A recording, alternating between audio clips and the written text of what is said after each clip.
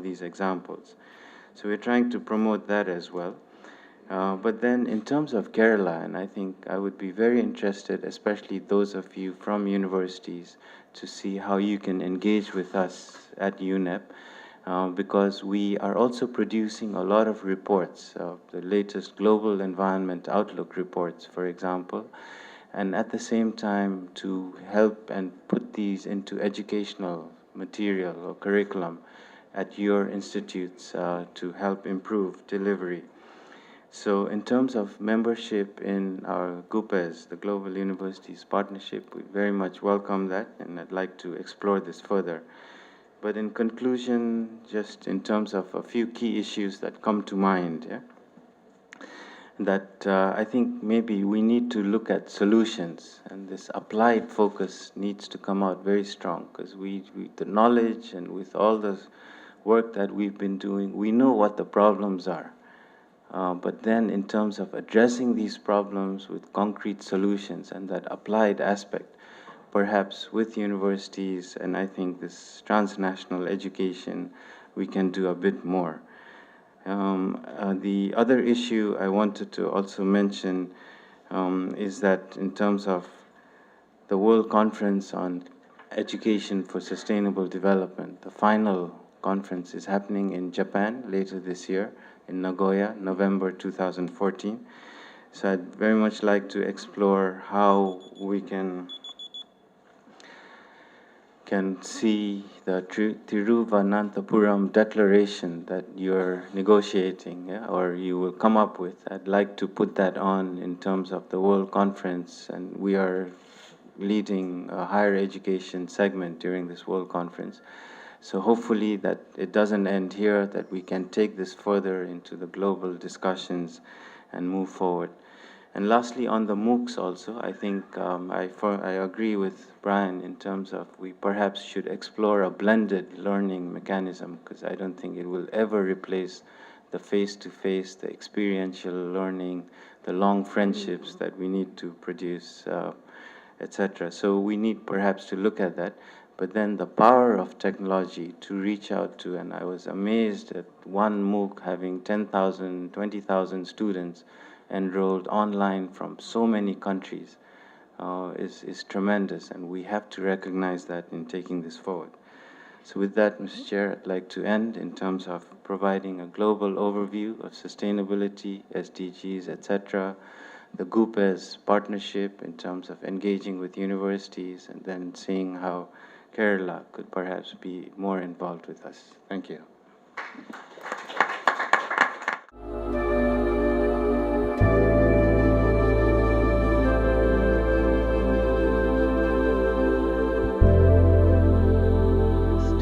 Today, our CNID network, what Marsh already mentioned here.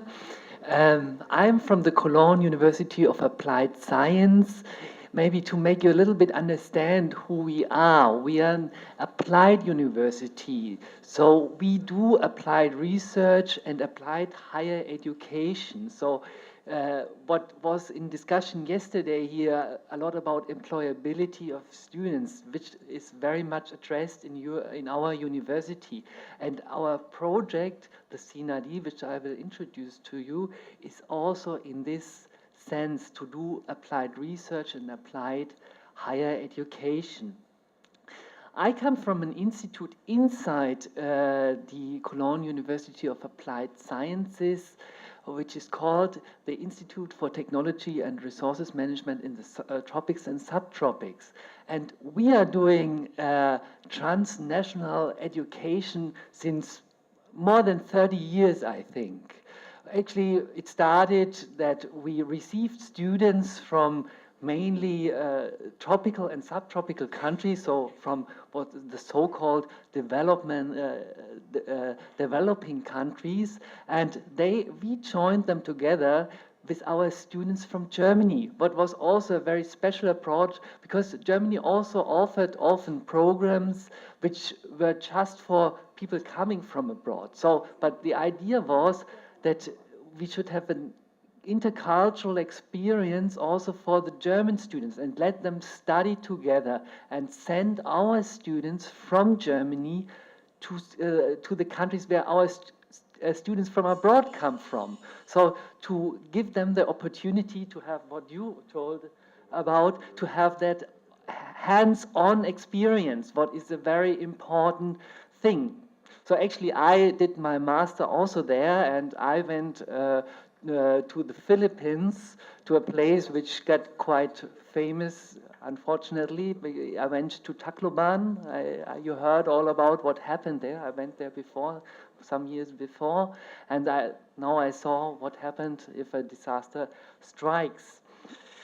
So my institute is now offering also programs, joint master programs and double degree programs, and also we have an export program to Vietnam. So we have different kind of models of transnational education. So on one side we join up with others, like with the Jordan University and with the University of St. Louis Potosí in Mexico, to do programs together.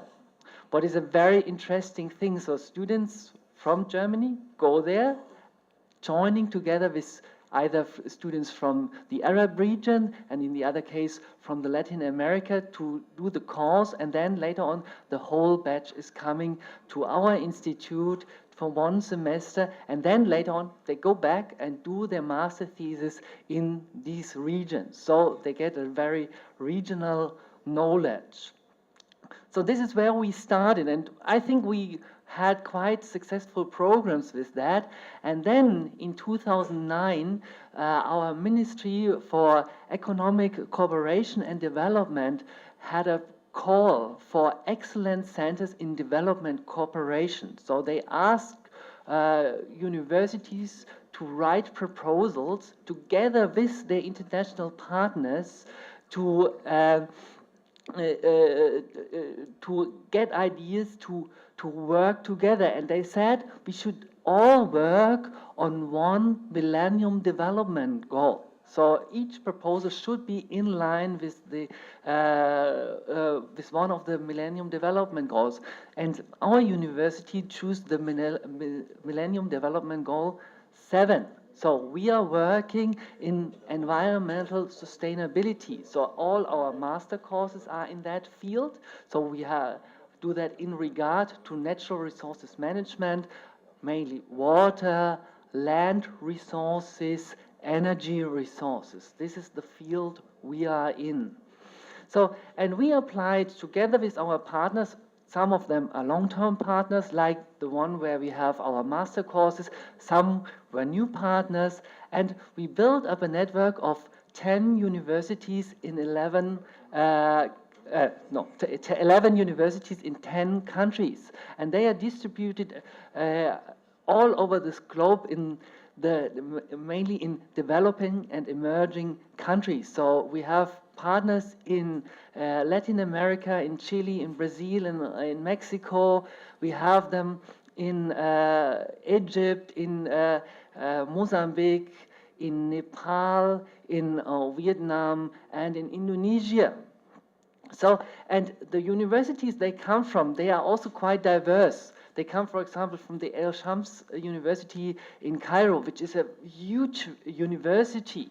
Yeah, and then we have partners coming from smaller universities, like from Chile. So it's quite diverse in the kind of universities who join, but also on the topics, because we have always in our programs an interdisciplinary approach. So we have people coming from architecture, from agriculture, from engineering, mainly coming from the water sector, and so on. And we try to join together their master courses. And what are we doing in that network? So our idea is to foster higher education and research. So we do that in several clusters. So one is on higher education, and we do that in the master level. So we have exchange of students for one semester among the partners, and we emphasize here the South-South exchange. So we want that not only students come to Germany and German students go abroad, we foster that we have that so-called South-South exchange, so that we have students in the most extreme example going from Indonesia to Brazil. So actually that is a very good link in the moment inside our network, that these two partners work together and they found common interests to work together. What we also do is we do lecture exchange. So we give the lecturers the opportunity to teach in another country, to have this experience. And on one side, for the lecturer, they can have this teaching experience, but also on the other side, the programs can benefit a lot from the lecturer who comes. So I, for example, went to Nepal to teach a GIS course there, and so I learned there from the lecturer, but they also learned a little bit from me, so we joined that together. So it's a good learning process. And what we also do, and that remembers me a little bit what you are doing, is we do so-called joint student projects. So we join up our partner countries, so each we do that normally with 3 partners. So they go to one of the partners to do and send their students, normally 5, 6 students, and we have then an international student group working on a topic. So for example, we were working in Kathmandu on climate change impacts on the urban environment. So we went out to the field, made interviews with key persons, but also with local persons. So students get a hands-on experience, and not only this hands-on experience, they get also this intercultural experience, because they are exposed to students from other countries, from other cultures. So that's something what we think is very important. The other thing what we are doing is in research. So actually we do not give in our program research grants, but we give seed money for research. So we give our partners the opportunity to meet, to write proposals, to develop ideas. And on the other side, we have a small but nice PhD program. And the idea again of the PhD program is not just send students to Germany and let them stay in Germany. No, we ask them to stay in their country and just come temporarily to Germany or even to one of the other partners to do their research. So we want that the students stay in their country. So that's referring also a little bit to the idea of our ministry. They do not want to foster what you call brain drain. So they want to keep them in the country and build up the faculties there, in fact. So that's the idea behind. And sure, all the PhD research is referring to the MDG 7 and has to refer to it. What else we do is we have some small training programs. So we have a little bit money to facilitate capacity building at our partners, that they can provide training. That's one of the idea, to keep the network sustainable for the long run. And we build up a virtual platform to either on one side work together so that we can exchange in research and education, but also for teaching we are using that virtual web-based platform. So to come to my, let's say, to the conclusion is, Germany has a little bit different idea maybe to other countries of what is transnational education. So the idea behind is always a partnership idea. So we say that we always should join together with our partners. So we should not just bring a program to another country and operate it there. So we should always find partners to operate it either together or just support the partner. So that's the idea. This is actually, from my point of view, and I hear that also from others working in that field in Germany, a quite successful program, because it builds up a long-term relationship. So there's a lot of social capital normally inside. The problem is that the process is slow. I have to really say that the process is slow, and in the beginning it is also quite expensive. Yeah? You need a lot of resources to do that. But we hope throughout building up that strong ties that we can build it up in a sustainable way. Despite that, the experience for the students and building up alumni networks all over the world is a really strong asset, what we have. And so for our, let's say, our outlook for the future is that we are now actually in the end of the first funding phase of our project. So that was 5 years of funding. And now we have a very positive signal from our ministry that we can continue, hopefully another five years. And these 5 years, we want to try to make the network sustainable, so financially sustainable. That means that we enable our partners and ourselves to get also money from other resources to sustain that network, so to keep that. And there's another thing what we are planning to do. We want to open up our network. So we want to open it up to other universities to somehow cooperate with us. We want to open that up, yeah, like countries to like India, but also other countries like Japan, like Korea, like the United States, to join together in that activity. And this is why I want to use that opportunity to invite you to talk with us about it. So now actually my time is actually over. I forgot actually during my speech to mention one important point, so give me 1 minute to talk about it. Actually, I forgot one important activity. We actually do also in our network joint curricular development, what is also a very strong and important part. And here I want to highlight that together with the people from UNEP and other partners, we developed a module on disaster, environment and risk reduction. What was a very successful model of joining together different universities and different outside partners to work together to develop curricula and implement that in our university. So it is now taught at our partner university. So thank you very much. If you're more interested, I brought several flyers. I don't have it for the whole audience, but I think I have 30, so it might be enough for some of you. But if you want to have more information, you can also visit our website later on and or approach us. Thank you very much.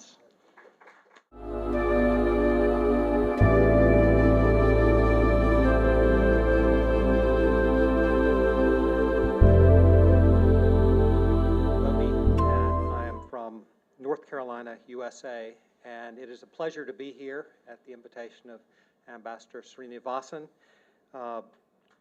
And in spite of the fact that we did not know Murali, however, we have gotten to know him during our time here, and so I would be remiss if I did not point out there are 2 fire exits here to reduce the danger of disaster.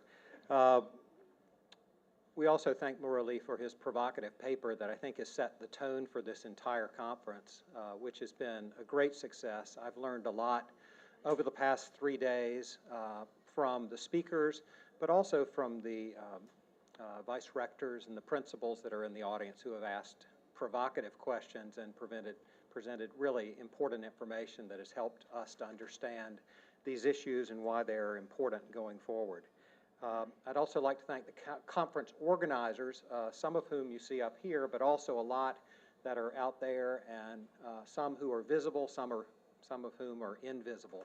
So let's give all of them a round of applause. I mentioned earlier, I come from North Carolina on the east coast, of the United States, and it is a state that is large and in many ways like Kerala.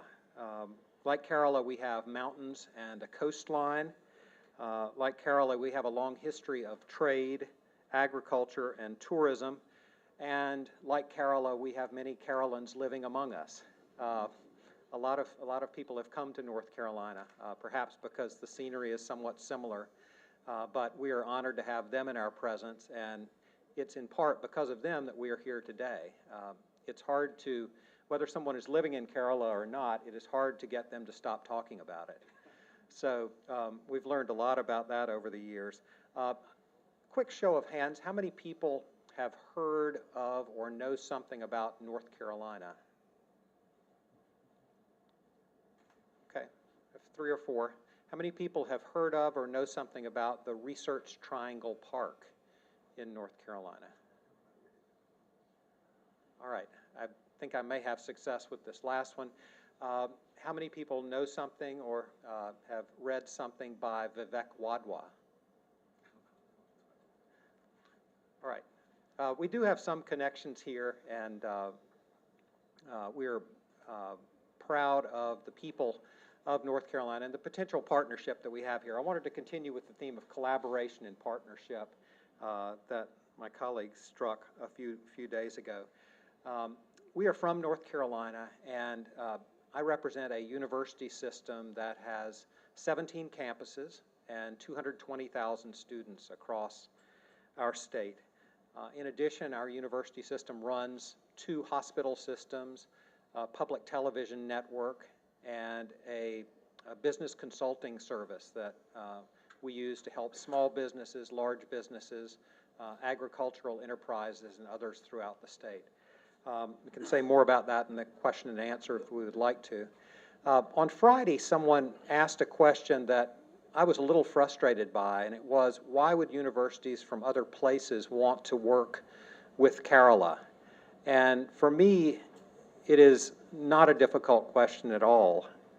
The most important thing for me is that we believe that if our students are going to be successful in the 21st century, they need to know more about the history and economy and culture of India.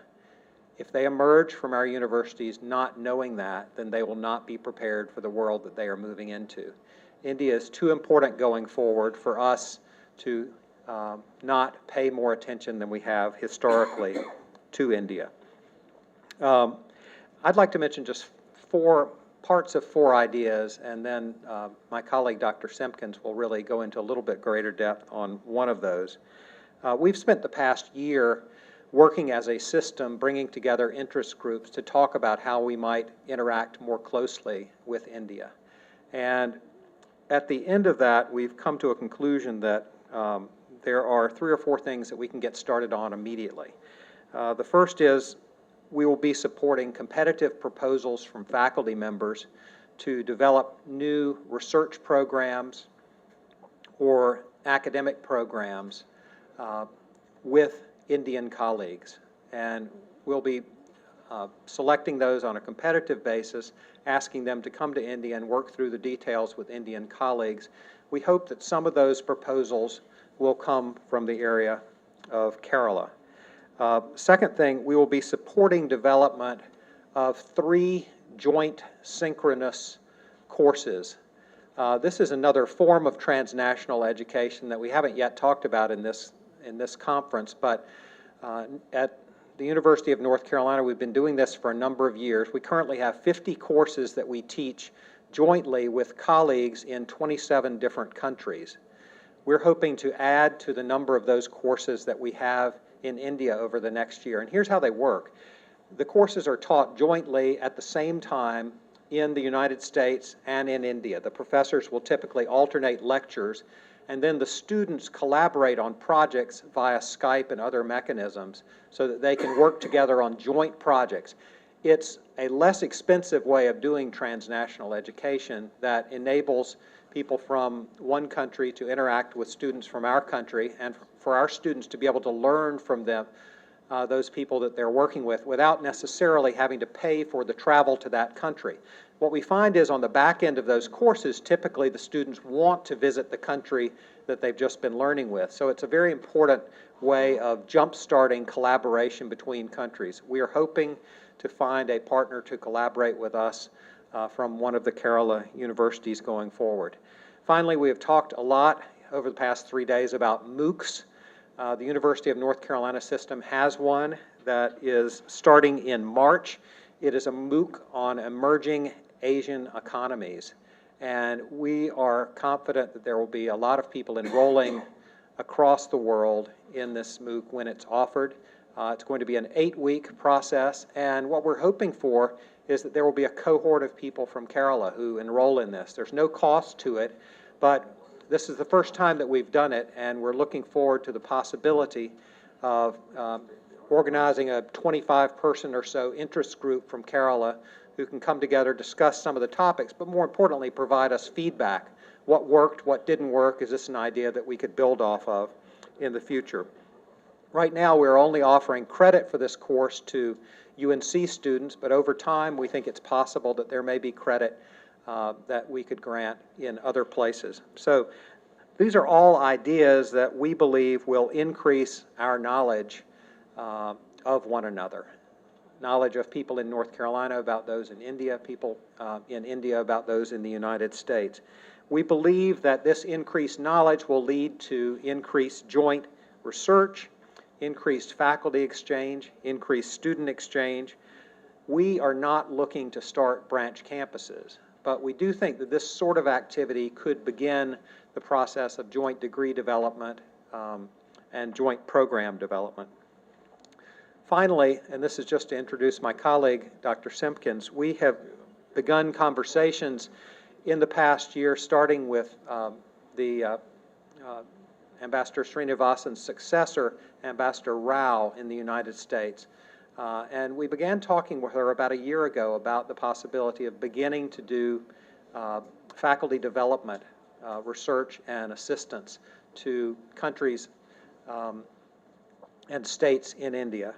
And those conversations have continued, and we have been focusing on ways to increase both the quality and quantity of Indian faculty members and to create a sustainable faculty development system that will not have us involved, but to take some of the learning that we have gotten over the years on faculty development, how it works, and share that with folks in Kerala, with the idea that Kerala would then create a faculty development system that could be a national model throughout India. We think there are tremendous possibilities for that, and I'll turn it over to my colleague, Dr. Simpkins, to say more about that. Thank you.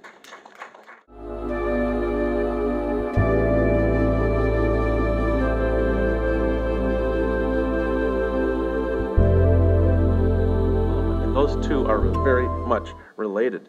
I want to thank Ambassador Srinivasan and the organizing committee again for inviting us to participate in this international meeting on higher education. We're honored to be here. We've learned a lot, as Leslie said, over the past 2 days, not only about the current and future state of higher education in Kerala, but also the emerging trends from across the world and how those impact all of us. One of the things we were talking about, I was talking yesterday with Sylvia Hoykemer and as well as Gunther about, and what we were talking about is how similar the issues are in the United States, in Germany, and everywhere else. They may be at different levels, but we're all grappling with exactly the same issues.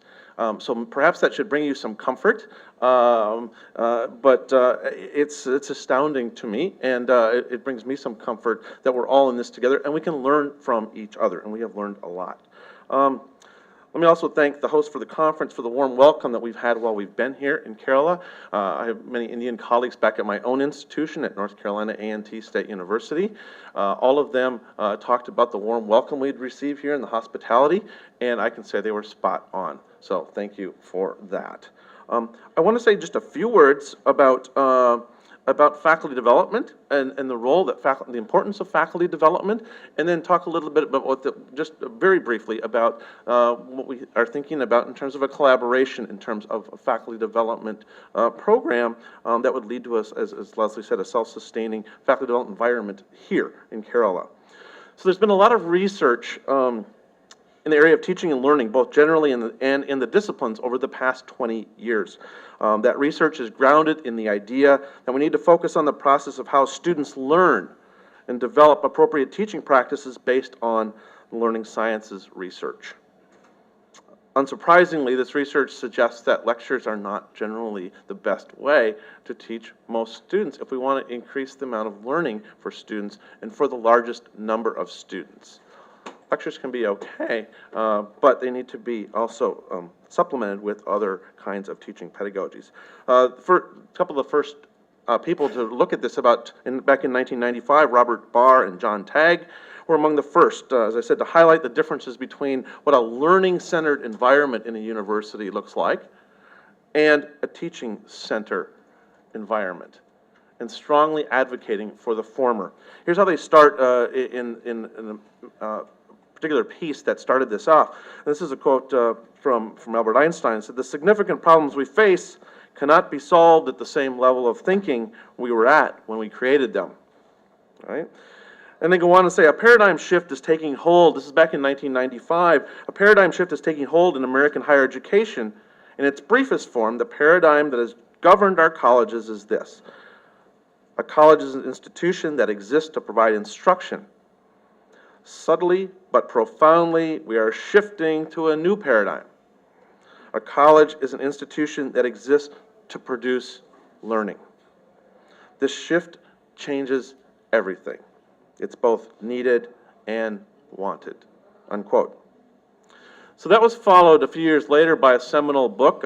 You may or may not have heard of it. It was in the United States, called How People Learn by the National Academy of Sciences, National Research Council, which summarized learning sciences research over the past 20 years, or the sort of seminal pieces of learning sciences research over the past 20 years, and addressing such concepts such as misconceptions,